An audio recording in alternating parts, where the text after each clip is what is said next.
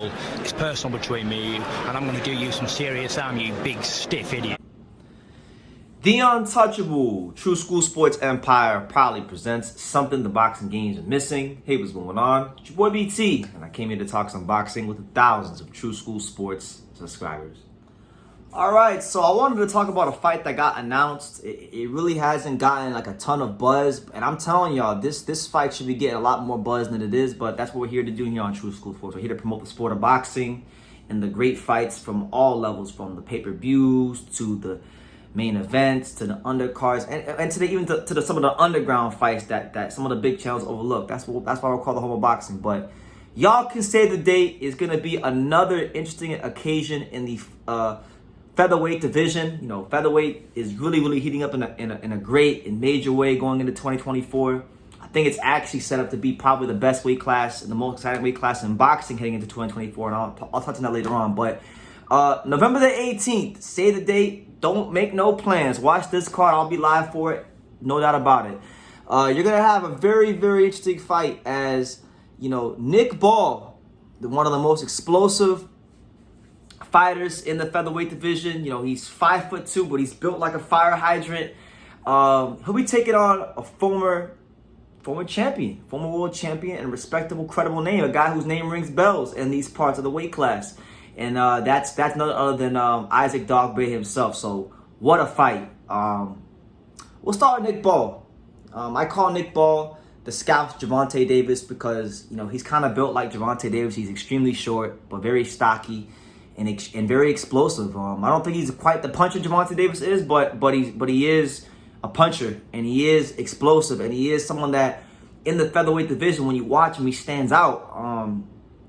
You know, some people, some of the very educated, because I really feel like my subscribers, the people that watch my channel, are some of the smartest fans in boxing. So I really do read the comments, and I do take into account some of what you guys say, because some of y'all are really smart. And some of you guys have stated that you don't feel like Otabek Komatov is the guy to beat Inoue once Inoue moves featherweight. You don't feel like, you know, none of the champions are the guy to beat Inoue when Inoue moves up to featherweight. Some of you guys have told me that you think this man right here, the scout's Gervonta Davis, a.k.a. Nick Ball, you feel like he's the guy to beat Naoya Inoue due to his explosiveness and the punch output and just some of the things that he brings to the table. Now, we can't look too far ahead of ourselves. That's obviously something that every featherweight in this division is going to look forward to once Inoue moves up next year.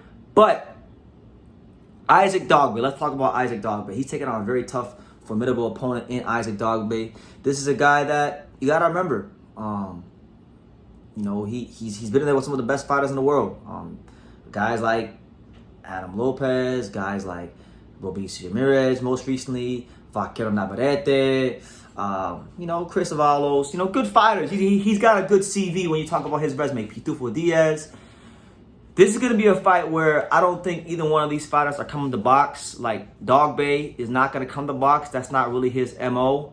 Nick Ball definitely coming to box, because Nick Ball, you got to do what got you to the dance. You got to do what got you to this point. If you want to be successful in anything in life, you got to do what got you to this point. It's like me, for example. I could sit here and I can be like some other channels, but I'm not doing that. I'm going to do what got me to this point, where it got me to 70,000 subscribers and 44 million views. I'm gonna talk that world-class boxing talk. So Nick Paul got to do the same thing when it comes to his style. Obviously, it's always nice to add things to your toolbox. Like, you know, obviously, I'm sure for his shelf life in boxing, he's gonna want to maybe, if he doesn't already have some technical boxing skills, you know, maybe sharpen up more on the technical side, because you can't just be in a war every fight. But nonetheless, Dogboe is the kind of fighter that I don't think is gonna allow Nick Ball to just get on his back foot and box. He's going to have to go out there and overpower this dude. And he should go in as a favorite because he's a younger fighter. He's the fresher fighter. The fight's going to be, you know, in Manchester, in the UK, on his home soil. So, for good reason, he should be, you know, the guy that you look at to win this fight. But you can't sleep on Dogboe because of who he is in boxing and what he's done and being the champion, right? So, with that being said, you know, this fight is a WBC eliminator fight in featherweight. So, the winner of this fight is looking at potentially getting a world title shot in their next fight against none other than Ray Vargas, right? So it should be a lot of fun. It should be a lot of fun. You know, Ray Vargas against the winner of this fight would be an interesting matchup because, you know, Ray Vargas has that that long, rangy style.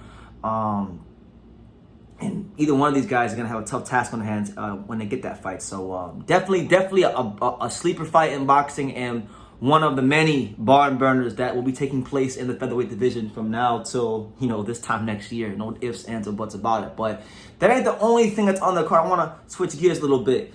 There's some other fights on this card to look forward to. I actually think that the fine folks at, Queensberry Promotions and Frank Warren, Fish Eyes, they've done a good job putting this one together, because there's some fights that when I look at the undercard, my eyes open a little bit. So I just wanted to talk about those real quickly before we end the video. You're gonna have a really interesting fight in the welterweight division. At the British level, you're gonna have Ekow Essuman, who many believe to be one of the best British welterweights in the world. If not, some people think he's the best British welterweights in the world. A lot of people rate Ekow Essuman over the likes of Michael McKinson and guys like that, and even in Conor Ben. He's going to have a tough task on his hands, and he's taking on a fighter that, a lot of boxing fans may not know about, but I'm a fan of this guy. And that's none other than the horrible Harry Scarf. Yes, that Harry Scarf. Now, Harry Scarf, he's been a fighter that's made some noise domestically. I thought he was screwed a couple years ago. In 2020 when he fought Trojan Troy Williamson, and they robbed Harry Scarf badly. And so he's had to rebuild himself. He's won 4 fights since that loss in 2020. And this is really a chance for him to put his career on track in a great and major way, because Essuman is undefeated. Essuman is getting close to breaking into that top 15 on a consensus world level. And it's a good fight. Essuman has that textbook British style. Not necessarily a big puncher. Harry Scarf is a guy that is what his name says. He is horrible and very awkward. So I think he'll look to make things very, very difficult on Essuman, as he does for pretty much all his opponents. And then also you got a man that I'm a big fan of. I've become a big fan of him because he proved me wrong, even in a losing effort. And that's none other than Denzel Bentley. Shout out to my main man Denzel Bentley. I like Denzel Bentley. I got a lot of time for Denzel Bentley. Denzel Bentley. He gave Johnny Beck his toughest fight, right? And then after that tough loss, he fought for the British title, won the British title, and he's making that defense of that British title against British level, fighter Nathan Haney. And I know a little bit about Nathan Haney, because there was a little bit of hype made about him when he first signed to Queensberry. I haven't really followed his career the closest, but Haney's 34, not a big puncher. So it's a chance for him. He wins this fight, all of a sudden we're talking about Nathan Haney being a British level fighter to not being a world level contender, because Denzel Bentley is a world level contender. He's fought on that level. He's performed well on that level against a guy like Johnny Beck. So it's a good opportunity for him, but it's a fight that Bentley should win. And with the middleweight division being as thin as it is right now, Bentley wins this fight. I'm gonna be out here banging the drum to see him fight Johnny Beck again, because I enjoyed the fight with Johnny Beck, Alan Canuli, so much. I wouldn't even mind seeing it again. So I know there's talks about him potentially fighting Hamza Shiraz, who's also a Queensberry. I'm not opposed to that. But yeah, that's a fight to look forward to as well. Then you got Nathaniel Collins on the undercard as well, who a lot's been made up in the featherweight division. He's a guy to come up. He just knocked out Raza Hamza, who's a friend of the channel, in like 30 seconds. But nonetheless, that's my summary of the cards. Really good card. Probably one of the strongest cards Frank Warren's put on a while from top to bottom. So I'll definitely be live for this one when it does come about. But let me know what you guys think in the comments down below. Who you favorite in the main event between Nick Ball and Isaac Dogboe.